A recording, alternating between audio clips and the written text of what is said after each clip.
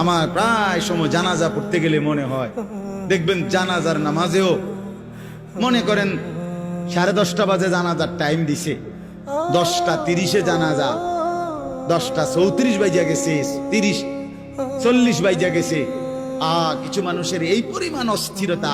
এই মিয়া, time table ঠিক রাখো না, কইলা 10:30টায় জানাজা, 10টা মিনিট ওভার হয়ে গেছে, কতক্ষণ খাড় করায় রাখবা? মানে উনি ব্যস্ত, ওনার এই 10 মিনিট সময় নাই। আল্লাহর কসম বন্ধু, এই মানুষটাও এরকম ব্যস্তই ছিল। যে মানুষটার জানাজা হচ্ছে এখন, যার লাশ এখানে শোয়ানো, এই লোকটাও এমন ব্যস্তই ছিল। তার হাতেও একদিন সময় ছিল না। আজ গোটা পৃথিবী সব আগার জায়গায়, এই বেচারা শুধু নিস্তব্ধ।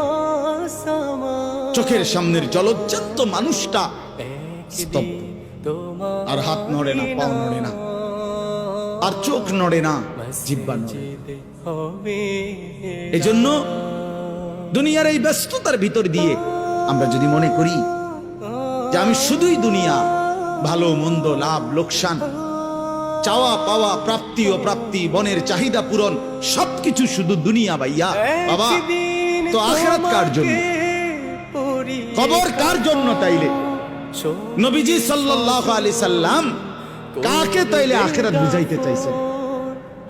আল্লাহর কোরআন এমন কোন সূরা নাই, কোরআন শরীফের 114টি সূরা, 114টি সূরার এমন কোন সূরা নাই, এমন কোন রুকু নাই কোরআনে যেখানে আখিরাতের কথা, পরকালের কথা আলোচনা নাই।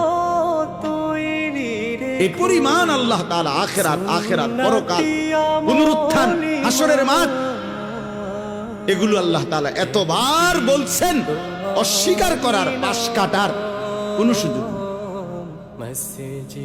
সুযোগ নেই।